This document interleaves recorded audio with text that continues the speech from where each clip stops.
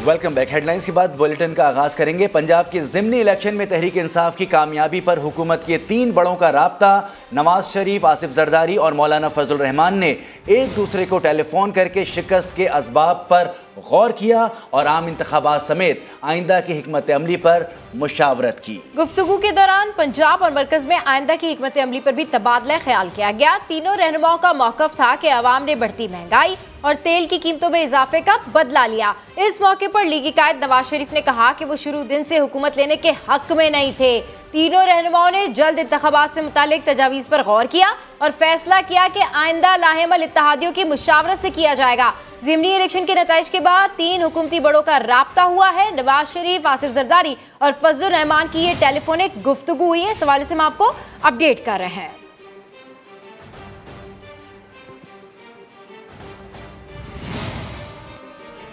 आगे बढ़ेंगे, आपको बताएंगे पंजाब के ज़िमनी इलेक्शन के बाद सियासी हलचल। तीनों बड़ी सियासी जमातों की क़यादत ने आइंदा हिकमत अमली पर गौर के लिए सर जोड़ लिए। बनी गाला इस्लामाबाद में तहरीक इंसाफ, जबकि लाहौर में नवाज शरीफ ने लीगी क़यादत का इजलास तलब कर लिया। कराची में पीपल्स पार्टी की CEC का इजलास भी कुछ देर में बिलावल हाउस में होगा।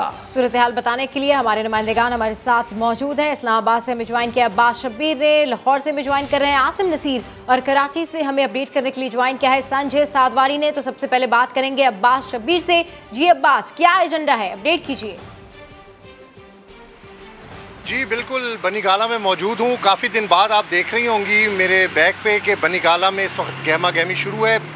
पाकिस्तान तहरीक इंसाफ की सीनियर क़यादत यहाँ पर पहुँच चुकी है, बशमूल फवाद चौधरी, असद उमर और वज़ीर-ए-आज़म आज़ाद कश्मीर को भी इस वक्त यहाँ पर बुलाया गया है।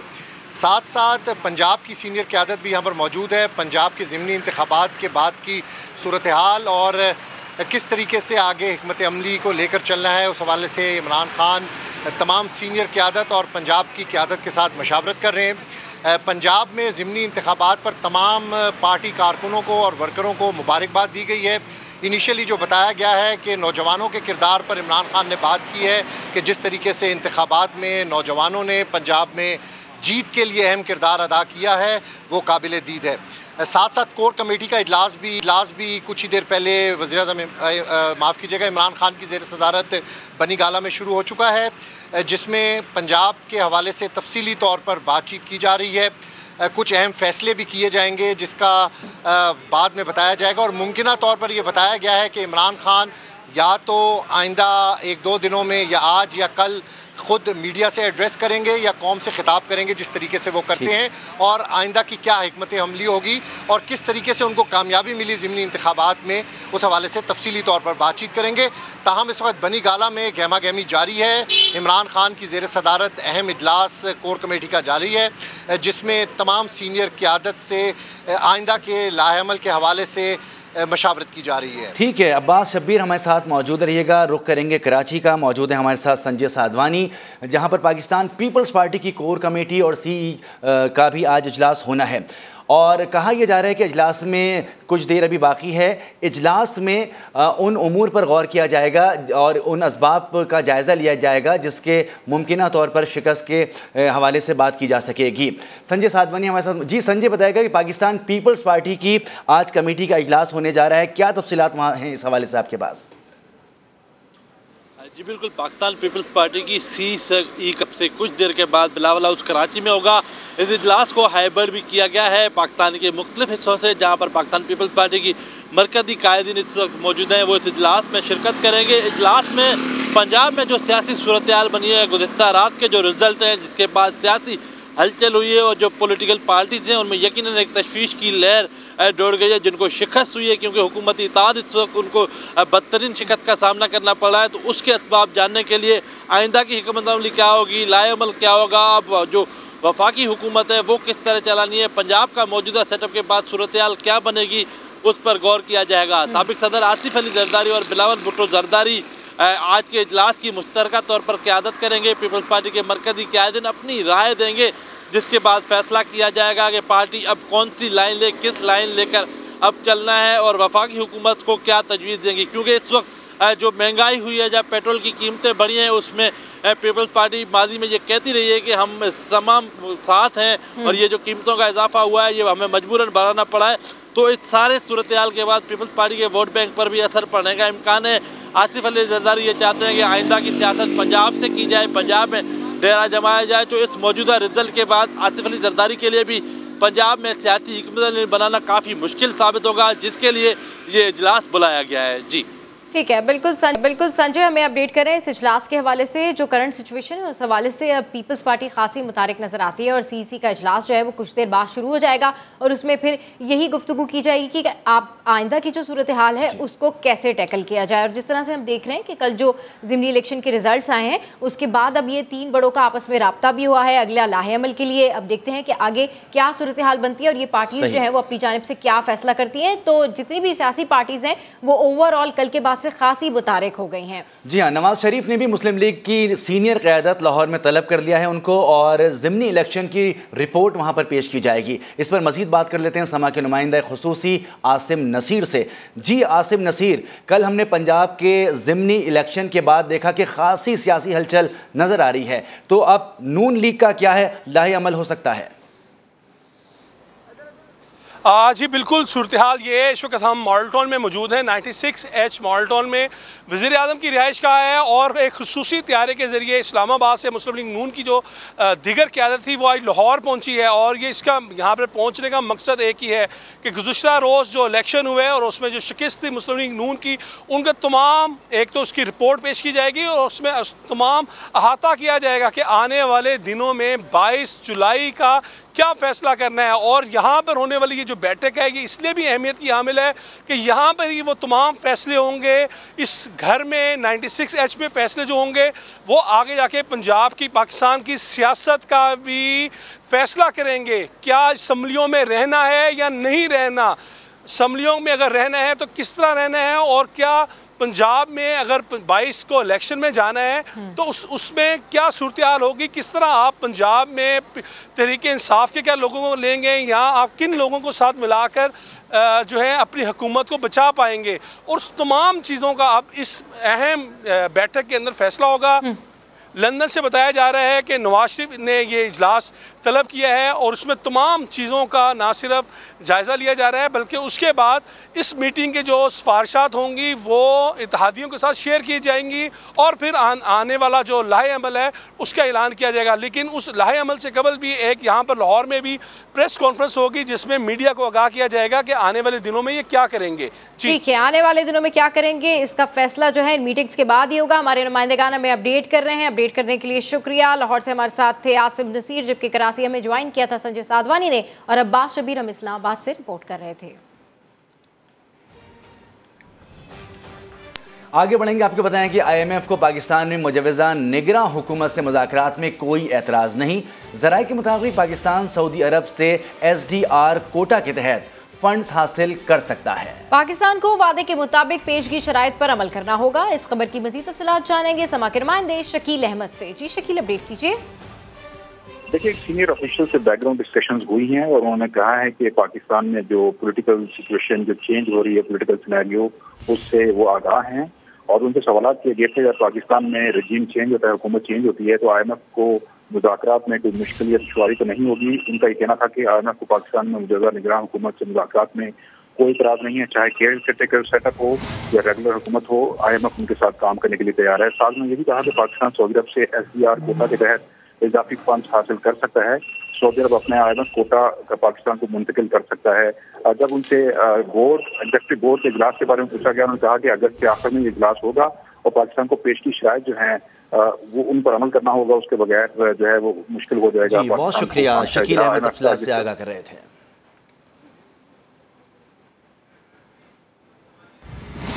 पंजाब के ज़िमनी इंतखाब में PTI का पलड़ा भारी। गैर हतमी और गैर सरकारी नताइज के मुताबिक तहरीक इंसाफ ने 20 में से 15 नशिस्तों पर कामयाबी हासिल कर ली। नून लीग ने 4 नशिस्तें जीती। PP 228 लोधरा से आजाद उम्मीदवार कामयाब हुआ।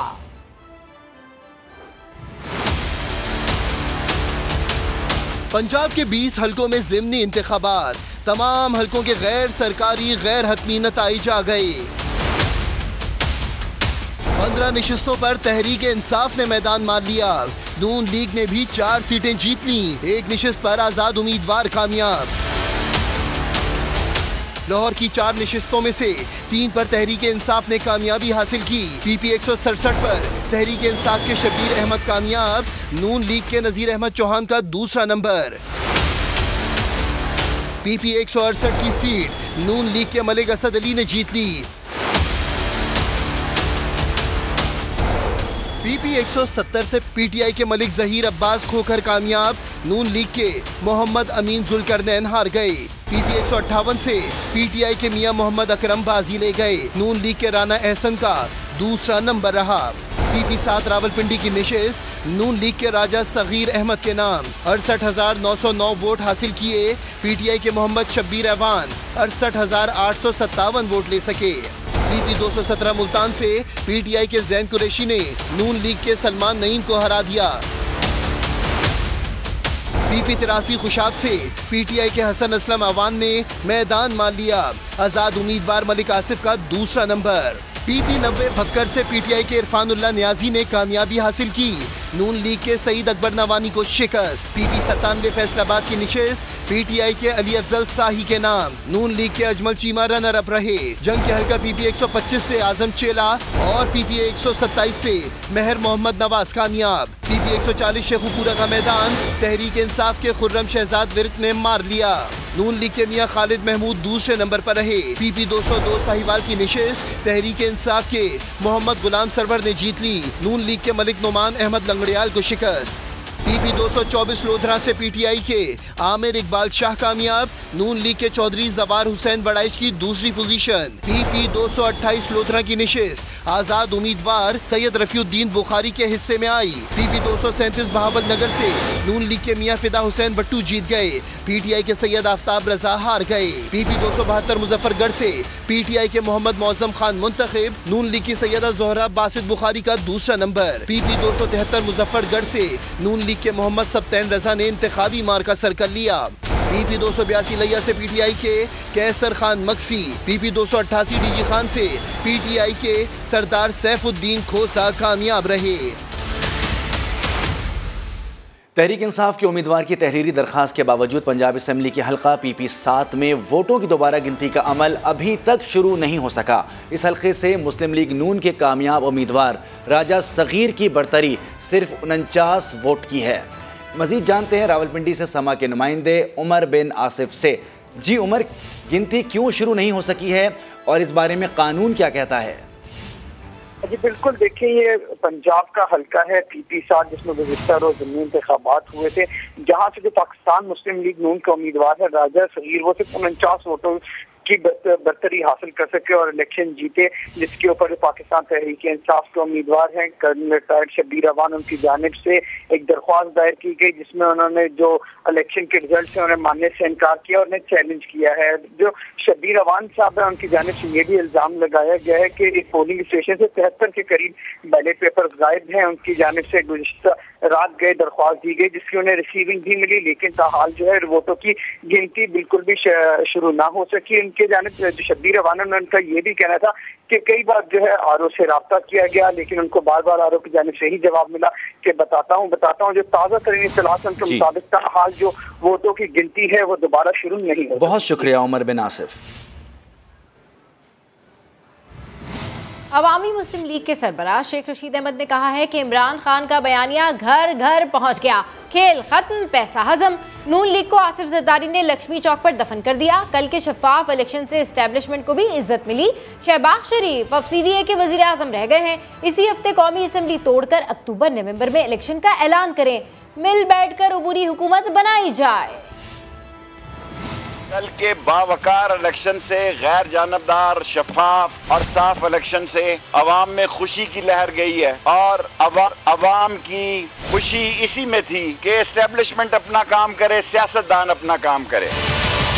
लाहौर के दिल से 3 जगह बल्ले ने आपको मारा, 4 सीटों में। खत्म, केस खत्म, पैसा हजम। नून लीग दफन कर दिया आसिफ जरदारी और सब ने लक्ष्मी चौक में मौलाना फजलुर रहमान आके कुल पढ़ाए कल। और ये टेलर चला, ये लेबोरेटरी टेस्ट हुआ है अभी।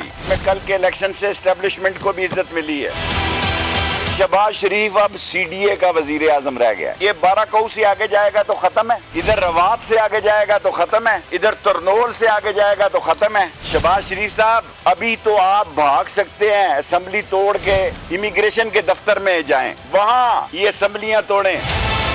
अब आम इंतखाबात के अलावा कोई दूसरा रास्ता। शहबाज शरीफ इसी हफ्ते में हुकूमत को तोड़े, कौमी असम्बली को, इलेक्शन का ऐलान किया जाए, बैठे आपस में, एक केयर टेकर हुकूमत बनाई जाए। अवाम का फैसला कबूल करते हैं, शिकस्त खेल का इख्तिताम नहीं, जद्दोजहद जारी रहेगी। मुस्लिम लीग नून के रहनुमा ख्वाजा साद रफीक ने प्रेस कॉन्फ्रेंस की, कहा मुस्लिम लीग नून और हमारे साथी कम बैक करेंगे, मशावरत के बाद आइंदा के लाहे अमल का ऐलान करेंगे।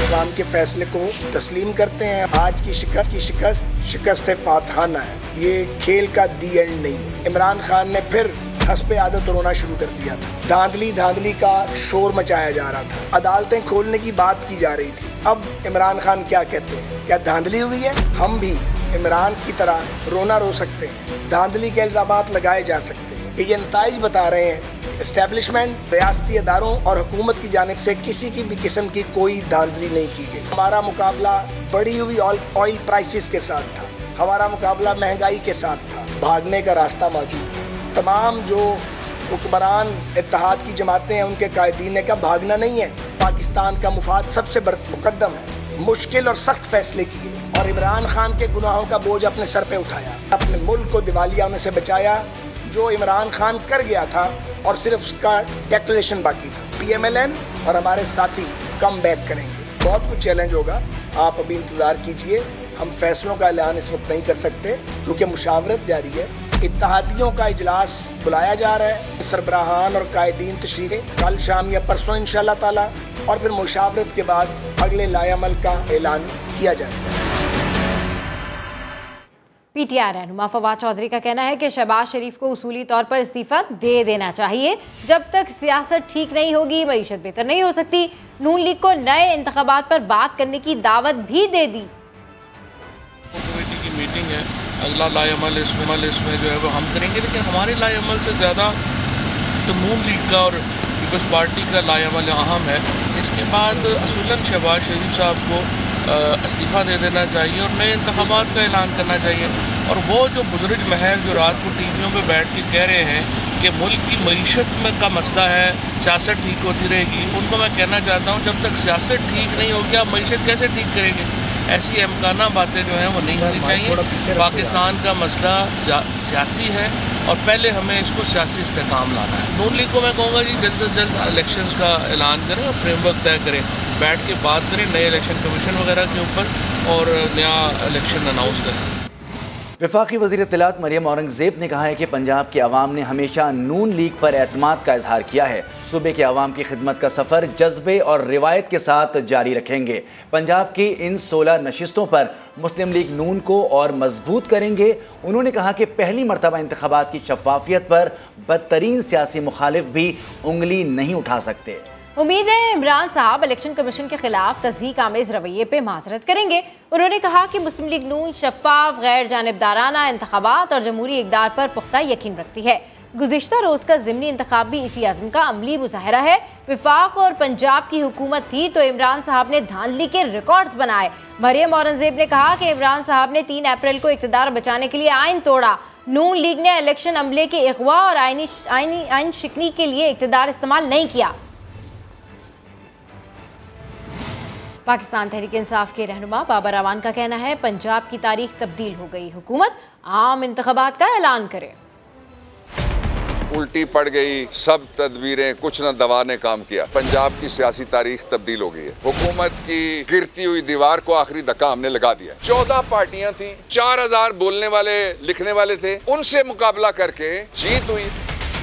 इंतखाबी फहरिस्तें तैयार की गई थी। 40 लाख जिंदा चलते फिरते इंसानों को मुर्दा दिखाया गया। यहाँ से 45 मिनट के फासले पे काउटा है। PP7 19 हलकों के रिजल्ट तो आ गए 10 बजे 10:30 बजे तक। भक्कर के सहरा का रिजल्ट आ गया, वो सिंध के साथ लगता है रहीम यार खान, उसका रिजल्ट आ गया। PP7 का रिजल्ट नहीं आ रहा। 17 तारीख को इलेक्शन हुआ, 18 तारीख को पॉलिटिकल इंजीनियरिंग के बाद वो रिजल्ट आया। 1 बजे रात तक 4,500 वोटों से हम जीत रहे थे। गिनती के लिए हमारे इलेक्शन एजेंट और उम्मीदवार बाहर निकाल के बिठा दिया गया।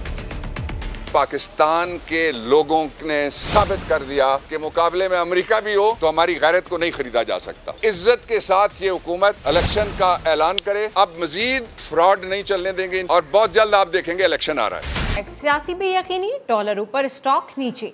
इंटरबैंक में डॉलर ट्रेडिंग के दौरान 4.5 रुपए महंगा हो गया। तारीख में पहली बार इंटरबैंक में डॉलर 215 रुपए से तजावुज कर गया। समा के नुमाइंदे सैयद रिजवान आलम से तफसील जानेंगे। जी रिजवान आलम, तफसीलात क्या हैं? तफसीलात बहुत ही तशवीशनाक है। बेकाबू हो चुके हैं डॉलर और किसी से भी इस वक्त डॉलर संभाले नहीं संभल रहा। एक दिन में डॉलर 5 रुपए 5 पैसे अब तक महंगा हो चुका है। डॉलर इंटरबैंक में 216 रुपए की रिकॉर्ड सतह पे, बुलंद तरीन सतह पे पहुंच गया है। सिर्फ एक दिन में 5 रुपए 5 पैसे, इससे पहले कभी 5 रुपए 5 पैसे एक दिन में इतनी कदर में इजाफा नहीं हुआ। रुपए की कदर कभी इतनी नहीं गिरी एक दिन में। सियासी बेयकीनी तो है ही, लेकिन इसका फायदा उठाकर सट्टेबाज डॉलर माफिया भी सरगर्म हो गई है करेंसी मार्केट्स में। और IMF की जो शर्त है कि डॉलर को फ्री फ्लूट रखा जाए, एक्सचेंज रेट को, इसमें स्टेट बैंक मदाखलत न करे, इस शर्त में भी स्टेट बैंक के जो है वो हाथ पैर बांधे हुए। यही वजह है कि हम देख रहे हैं कि डॉलर जो है वो इतना ज्यादा जो है वो महंगा हो गया। बहुत शुक्रिया रिजवान आलम, तफसीलात से आगाह कर रहे थे। पेट्रोल की कीमतों में इजाफे के बाद गरीबों के लिए 2,000 रुपए की हुकूमती सब्सिडी 20 जून से 15 जुलाई तक 57 लाख घरानों को 11 अरब 33 करोड़ रुपए से ज्यादा रकम दी गई। इस हवाले से मजीद तफसीलात जानते हैं समा के नुमाइंदे टिका खान सानी से। जी अपडेट कीजिए। जी बिल्कुल, मौजूदा हुकूमत ने पेट्रोलियम मसनूआत की कीमतों में इजाफे के बाद बाकायदा बराह रास्त गरीब और मुस्तहिक जो खानदान है उनको रकम की सूरत में 2,000 फी खानदान इमदाद का ऐलान किया था, ताकि सब्सिडी की रकम जो है वो उनको रिलीफ फ्राहम किया जाए बराह रास्त गुरबा को। इस हवाले से 11 अरब 33 करोड़ रुपए जो है वो तकसीम हो चुके हैं और लोगों के अकाउंट्स में पहुंच चुके हैं। खास तौर पे इससे अब तक 57 लाख गरीब खानदान जो है वो मुस्तहिक खानदान जो है वो मुस्तफीद हो चुके हैं। पंजाब में 5 अरब 52 करोड़ रुपए तकसीम किए गए 25 लाख घरानों में। खैबर पख्तूनख्वा में 2 अरब 52 करोड़ रुपए तकसीम किए गए। इस तरह सिंध में 3 अरब 51 करोड़ रुपए 17 लाख खानदानों में तकसीम हुए। बलोचिस्तान में भी 40 करोड़ रुपए तकसीम किए गए। और इसी तरह दीगर अजला में ये शहबाज शरीफ ने जो ऐलान किया था, अब वो वादा पूरा करके बाकायदा तौर पे इमदाद जो है वो तकसीम की जा रही है। इमदाद तकसीम की जा रही है। अपडेट करने के लिए शुक्रिया। और अभी आपको बताएं, इलेक्शन कमीशन ने MQM की सिंध में बल्दियाती इंतखाबात का दूसरा मरहला रुकवाने की दरख्वास्त पर फैसला महफूज कर लिया। मेंबर सिंध ने सवाल उठाया, आधे सूबे में बल्दियाती इलेक्शन हो चुके, क्या दूसरा मरहला अलग कानून के तहत होगा? MQM के वकील फरोग नसीम ने कमीशन को बताया, बल्दियाती कानून पर मुआहदे के करीब पहुँच चुके हैं। जुल्करनैन इकबाल की रिपोर्ट। इलेक्शन कमीशन से सिंध में 24 जुलाई को बल्दियाती इंतखाबात का दूसरा मरहला रोकने के लिए हुक्म इम्तना की इस्तदा कर दी। सूबे में हुक्मरान जमात पीपल्स पार्टी ने भी मरकज में अहम इत्तेहादी की हमनवाई कर दी। MQM के वकील फरोग नसीम ने दलाइल में कहा, ऐसा नहीं हो सकता कि जैसा तैसा बल्दियाती इंतखाब कराएं। बुनियादी ढांचे की कानूनी इस्लाह के लिए हम और सिंध हुकूमत एक पेज पर हैं। कमीशन को इतराज नहीं होना चाहिए। मेंबर सिंध निसार दुरानी ने कहा, आधे सिंध में तो बल्दियाती इलेक्शन हो चुका, इनका क्या कसूर है? फरोग नसीम ने जवाब दिया, आधा इलेक्शन एक कानून और दूसरा मरला दूसरे कानून के तहत हो सकता है। चीफ सेक्रेटरी सिंध ने कमीशन को बताया कि नए बल्दियाती कानून पर इत्तेफाक हो चुका, सिलेक्ट कमेटी इसे मंजूर करे। वजीर इत्तलात सिंध नासिर शाह ने MQM की हिमायत करते हुए कहा कि हम बल्दियाती कानून में तब्दीली पर तैयार हैं, ताहम हल्का बंदी सिलेक्ट कमेटी का मैंडेट नहीं। मेंबर सिंध ने इस्तफसार किया, 2 माह बाद आप कहेंगे कि अभी तो हमने कानून साजी मुकम्मल ही नहीं की। इस पर सूबाई वजीर इत्तलात बोले, कानून साजी 45 दिन में मुकम्मल करने की कोशिश करेंगे। कमीशन ने दलाइल सुनने के बाद फैसला महफूज कर लिया। बल्दियाती इलेक्शन के लिए कराची के जिला शर्की में उम्मीदवारों की मुहिम जारी है, लेकिन वोटर्स का इंतखाबी अमल से एतमाद ही उठता जा रहा है। लाइन्स एरिया के वोटर्स इलेक्शन के बारे में क्या कहते हैं, देखते हैं शाहनवाज कादरी की रिपोर्ट में।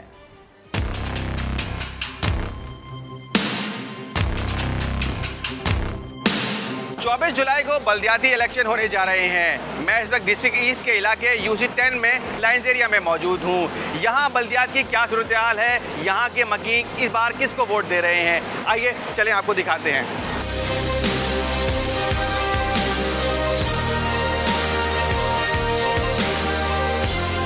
जैकब लाइन हाउसिंग कॉम्प्लेक्स है और क्या कहते हैं ये UC10 है।